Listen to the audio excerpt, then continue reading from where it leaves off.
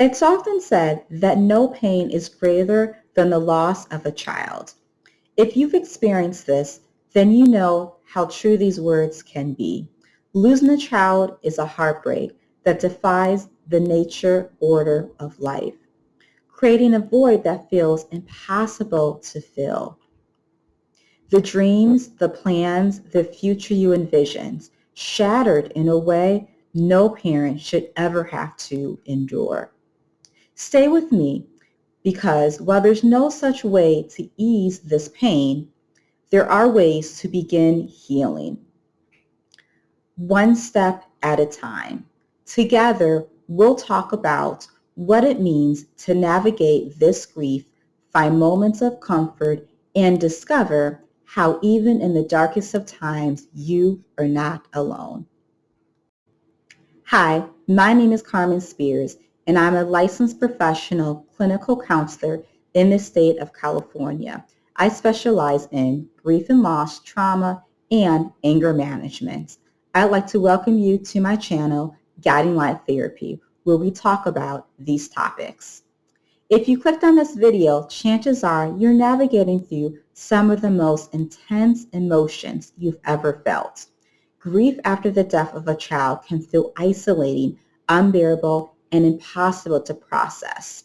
But I want you to know you don't have to face this alone. In this video, we'll explore some compassionate ways to understand and work through some of these overwhelming emotions. This isn't just a video, it's a guide to help you take you to the next step on your journey through grief. Let's take this step together and review a few of the emotions that you may be feeling.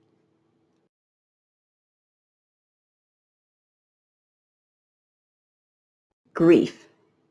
As parents, we take on the sacred role of protectors, doing everything in our power to keep our children safe. When a child dies, we may feel extremely guilty and like a failure as a parent. Feeling this way is not unusual.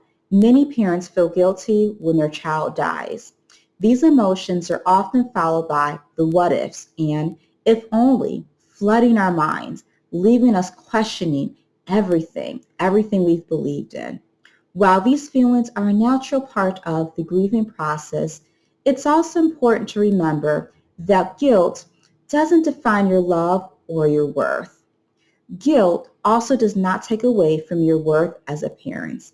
Guilt can also sometimes evolve into something equally complex, bringing us to our next emotion.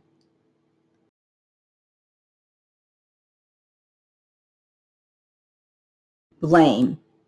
When coping with the loss of a child, the need to assign blame can be overwhelming. This is particularly true when it is sudden, accidental, or violent, such as suicide or homicide.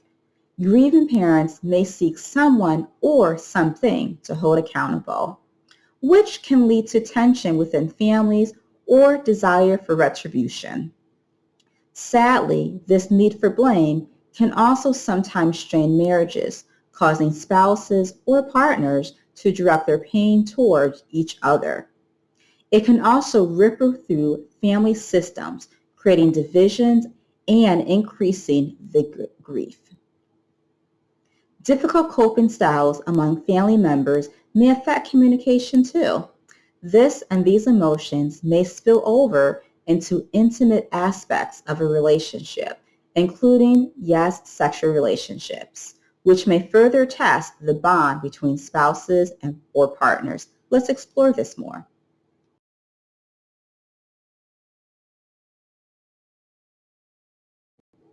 Sexual relationships.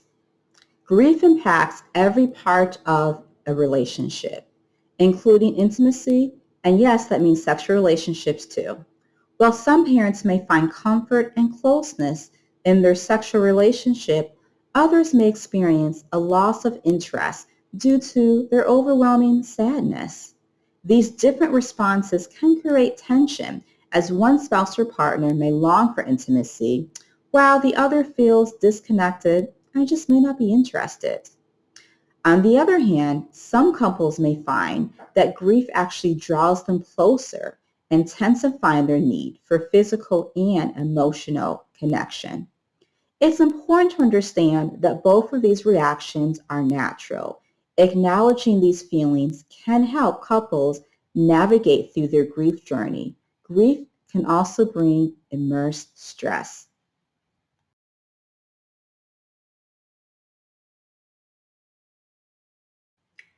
Stress. The death of a child is a deeply traumatic event, and the stress it creates can feel all-consuming. This stress often isolates parents from their spouses, their partners, and even their other children, leaving them feeling overwhelmed and disconnected. This emotional toll can manifest physically, causing symptoms like headaches, stomach aches, and muscle tension. It can disrupt sleep and affect appetite. Concentrating on daily tasks can feel almost impossible as the weight of the loss takes hold. Recognizing these stressors and finding ways to manage them is crucial to healing. It's also important to understand and learn how to handle and process extreme emotions. Let's discuss this further.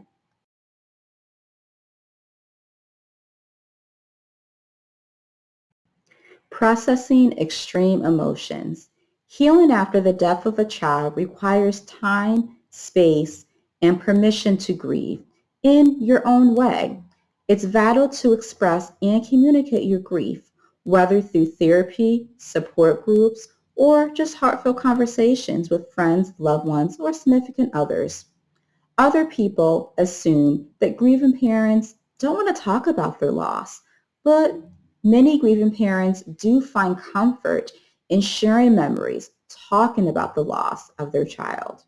For couples, staying connected is so crucial, and this includes spending time to each other, listening to each other, and sharing your emotions openly with each other. Even nonverbal connections like physical closeness, intimacy, or shared activities. These can also help to bridge the gap that grief may create. Remember, healing isn't about moving on. It's about finding ways to carry on your child's memory while moving forward together.